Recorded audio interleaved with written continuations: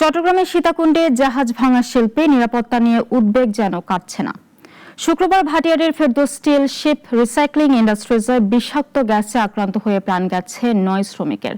অথচ দুর্ঘটনার মাত্র ১ মাস আগে পেশাগত নিরাপত্তা নিশ্চিত না করার অভিযোগে প্রতিষ্ঠানটির বিরুদ্ধে মামলা করেছিল কলকারখানা ও প্রতিষ্ঠান পরিদর্শন অধিদপ্তর।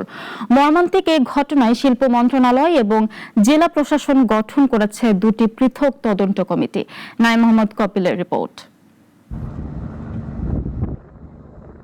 সীতাকুণ্ডের ভাটিয়ারি জাহাজ ভাঙা শিল্পের ব্যস্ত এই এলাকায় এখন নেমে এসেছে শোকের ছায়া।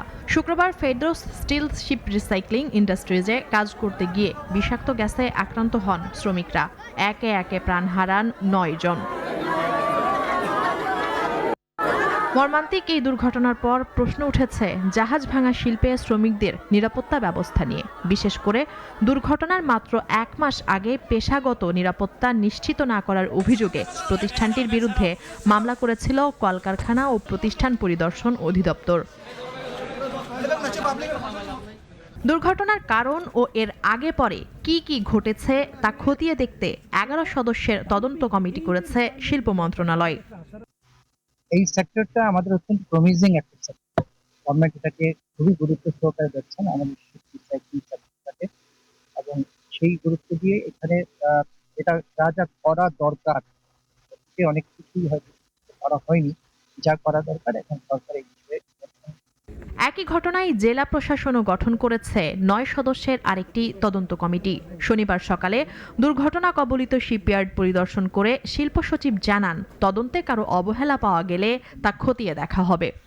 ডেফিনেটলি আমরা খুবই গুরুত্ব সহকারে এই বিষয়টাকে দেখছি। এই ধরনের ইনসিডেন্ট কেন ঘটলো এটা আমরা ডেফিনেটলি খুঁজে বের করব। এখানে যদি কারো কোনো অবহেলা থেকে থাকে দ্রুত ব্যবস্থা গ্রহণ করব।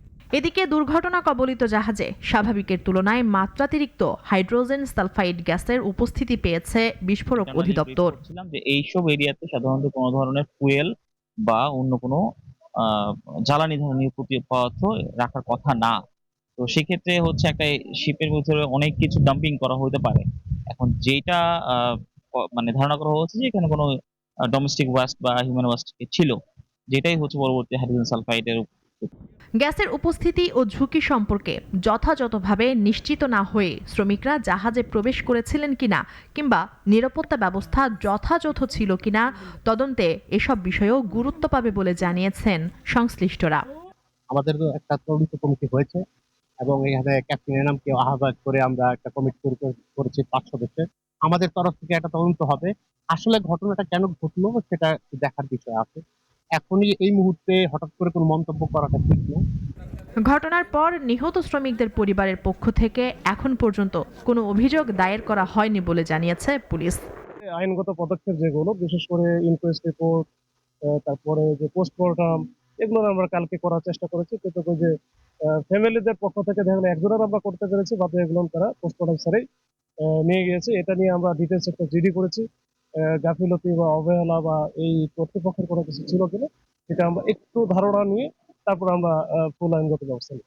জাহাজ ভাঙা শিল্পে শ্রমিকের জীবন রক্ষায় শুধু সনদ বা কাগজে কলমে নিরাপত্তা ব্যবস্থা যথেষ্ট নয়। প্রয়োজন নিয়মিত নজরদারি, প্রশিক্ষণ, ঝুঁকি শনাক্তকরণ এবং নিরাপত্তা বিধির কঠোর বাস্তবায়ন। এমনটাই প্রত্যাশা সংশ্লিষ্ট সকলের। মুনিয়া জুথি, নাগরিক, ঢাকা।